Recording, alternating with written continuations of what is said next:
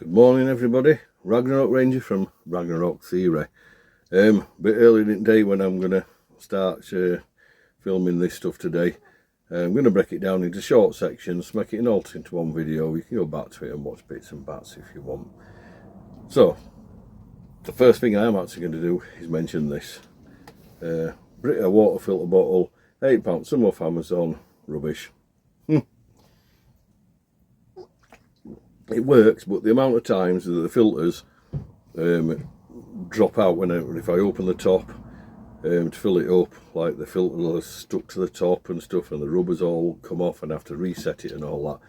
So it works, but I won't buy it again if I'd have known just how bit and back we're going to be. The good thing now, I also use this for filtering water into my other bottle that I'm going to put my hydration fluid in, because I'm not putting hydration fluid through these filters. So I just thought I'd mention that in case you come across these online, and if you don't mind the faffing about, they're worth £8. It does help with taking some chlorine back out of water, which is possible because chlorine's heavy gas. It can be separated. In fact, if you want chlorinated water, all you've got to do is leave it in a bucket and leave it standing, and chlorine will rise out of it at the end of the day. Anyway, going totally off subject. First little thing I'm going to mention today as the mottos that I use. Okay, I'm going to go through them one at a time and put a backbone into them for you. So, I do not prepare to survive. I prepare in case I survive. This is true, right? Because survival is not always your choice. Okay, we're going to talk about war in a bit. So, for example, if another country decided to launch a bomb at Wakefield now, I probably wouldn't know about it till it hit. Right, now whereabouts in Wakefield is it going to hit? Am I safe sat here? If it's central Wakefield, just a normal warhead? Yes. If it's a nuclear warhead? No, not whatsoever. Right, so the biggest part of actual surviving is luck. So it's like, I prepare in case I survive. What if you do survive the catastrophe that hits? Okay, if you haven't prepared at all, then you're not going to last right long, are you? Yeah, so that is the backbone of it. A lot of survival is luck. You can have all the knowledge, all the skill sets, all the training in the world, but if a bomb drops next to you and explodes, you just get dead. Okay, you'll throw yourself in air, separate yourself into a million pieces and never be heard of again. Right, so that's the reality. So when I say these things, because I know I say them regularly, it's not just a catchphrase I've come up with. There's actually some thought behind this. For me, yeah, you can't prepare to survive. You can only prepare in case you survive. So that's take one. I hope that's put a bit more meat on the bone for you there.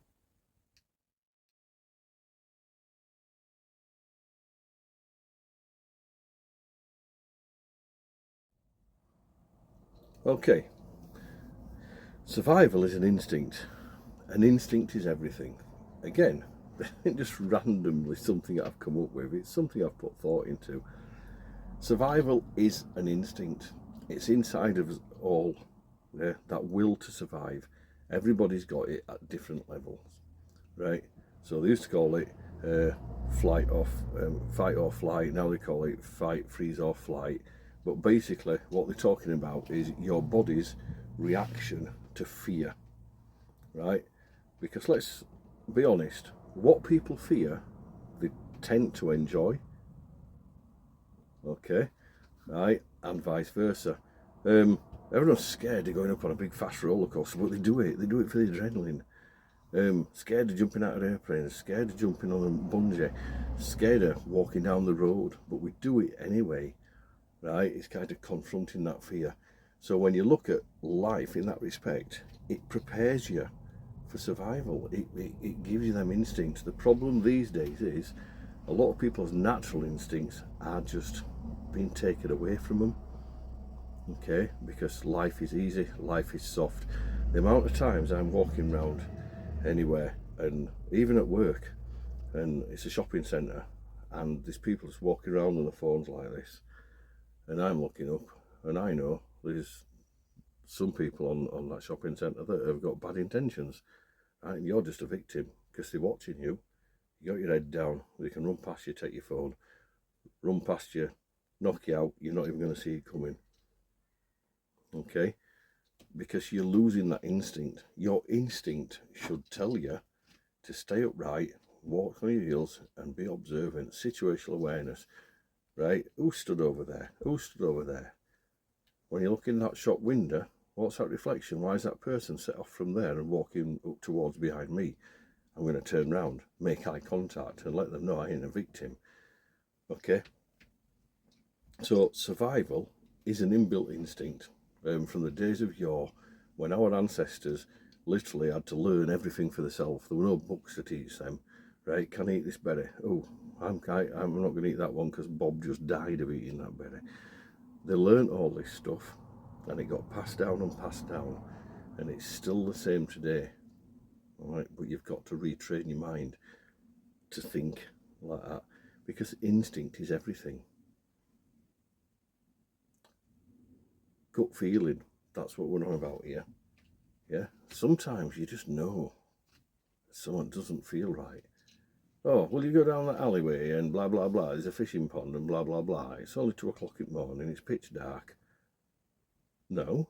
Why do you want me to do that? Why should I be doing that? Yeah, because your gut feeling tells you you're wrong. If you haven't got that gut feeling, you go, oh yeah, okay, and toddle off down there. More fool you. These are bizarre, blasé interpretations of it for you. I'm just putting the point out there, really. You've got to trust your gut feeling. You've got to retrain your instincts so you get that gut feeling. You know, it might be you walk in somewhere, no hair stand up on back of your neck, you get a cold shiver down your spine, right? That's a form of freeze in fight, freeze and flight. It's only instant, but if you've ever felt cold fear, it runs all the way down your spine. I have felt that. I know a lot of people have felt it. A lot of people won't admit it because they're liars. Right? But when you've felt real cold fear, you freeze. And then few seconds, you've got to make up your mind really, really quickly. Do you stay frozen? Do you run like hell? Or do you stand and face what's coming? Okay, and the older we get, and the more out of shape we get, no matter how fit you stay, I'm not 20 years old anymore, you're more likely to just stand and face it. Because at the end of the day, I can't run as far as I used to or as fast. Yeah, so at the end of the day, if I run 200 yards flat out and I've not escaped whatever's coming and I'm out of breath, I can then not defend myself. So sometimes you're better off expending that energy facing what's coming, yeah, and giving it your all. Okay, so that is the reasoning behind my little mottos that I keep chanting out to you. So next time you hear them on a video, you'll know something a bit more about them, won't you?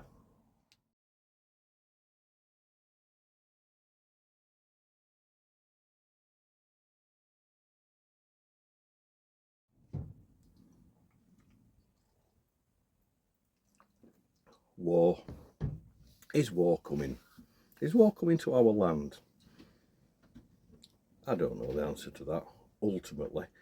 But long term, I think that the way the world is going, where something's got to happen.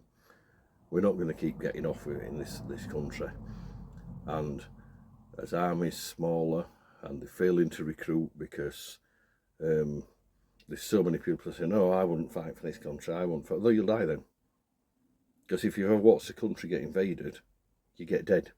If you're not willing to fight, you die for nothing. You might as well die for something than die for nothing. Right? I'm actually too old now for any kind of re-enlistment. And they keep talking about maybe on top of the reserves, kind of making a home guard kind of thing back up. I've heard whispers about that. I'd sign up for that. Because I tell you what, I wouldn't want to put all that kit on my back and go and fight a war and die in a foreign land for the rich and powerful to keep money in their pockets, because that's all that kind of war's about. But if you're coming to this country to invade it and to kill our folk, yeah, I'd stand and still die for that. And if not, what you're doing in this country. And I'm not just on about being an Englishman, because this is Great Britain. So it's like Scotland, Wales and England were all part of this same island. So I don't care if you were from the Welsh regiments or the Scottish regiments or the English regiments, you're part of the British Army. And we've always fought together, and we would. And that's the reason why. But the people nowadays, they're growing up, and it's like the biggest war they've got is going out protesting. Protesting never changes a thing. It doesn't stop wars, and it doesn't stop the dying. It stops you having the time to prepare for what might be coming. Yeah, it's just a bunch of people trying to, again, put their opinion onto a situation, and normally fueling the fire and make it worse. Then you've always got the ones out there are just out there to cause trouble. They're not actually there to protest anything, because when you go and question any people about like what they're protesting about, they actually haven't got a clue about the politics behind it. And I'm not the kind of person that will say this country's out or this country's wrong, blah, blah, blah, right?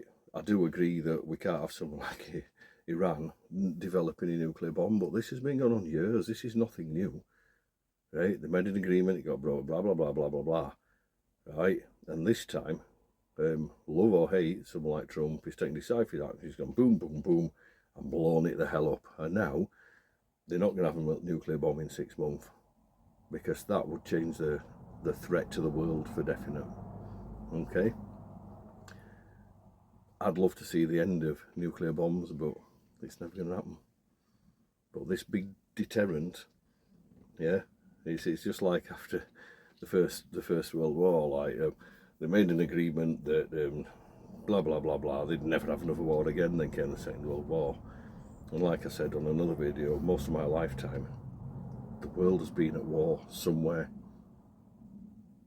and it's not going to stop, and it's really not going to stop, because the people causing the wars are the ones with all the money and a political agenda, and the ones that we believe are there to defend our freedoms are enabling them wars because they've got their own cause and their agenda.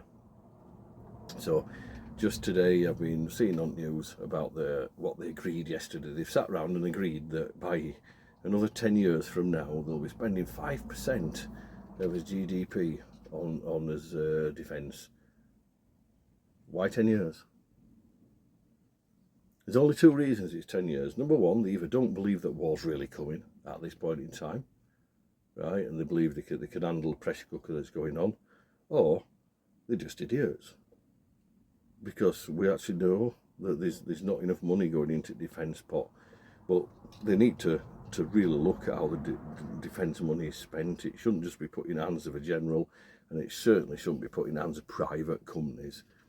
Okay, soldiers should be paid a hell of a lot more money than a doctor, a nurse, a fireman. I'm sorry, they go to war, they defend your freedom, right? And it's about time this country started having a little bit more respect for them, right? And the ones out there saying, no, I won't fight this country, grow up. Because if war comes to these shores and you're not willing to fight, you're either dead or a slave to another regime that then takes over. I hope war's not coming. You know, maybe it is just saber rattling, maybe it's just all there, right? Because everybody's trying to get their own way and get the biggest piece of the pie.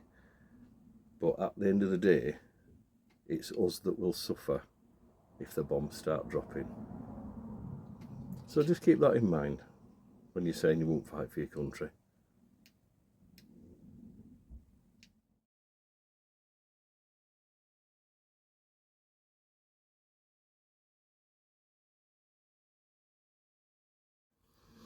Okay, last little bit of this video then. Like I said, I've split it into bits, because I don't want one long video. It's like each time a little bit finishes, you can always go back and watch it if you want. Okay, planning.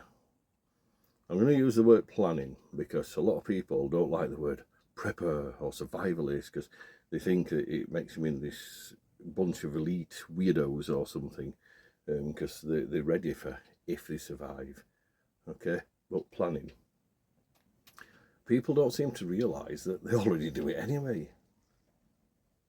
Okay, I'm on a 12-hour shift tomorrow, so the last thing I'll do, the last couple of hours tonight, is prepare everything that I need in my bag for tomorrow, prepare any food I need to take with me, prepare all my uniform so it's clean and smart and ready to operate as a security officer, because I don't believe we should be scruffy.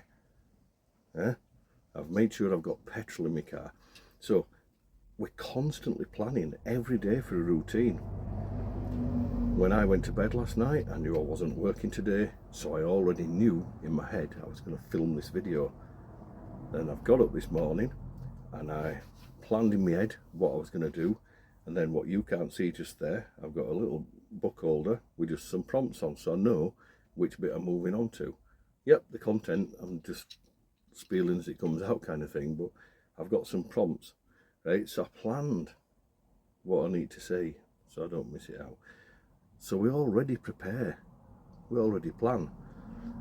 Most people don't go to shops without a shopping list, or at least an idea of what they want, right? You kind of know what day, what time you're going to go to the shop. You're planning and preparing all the time.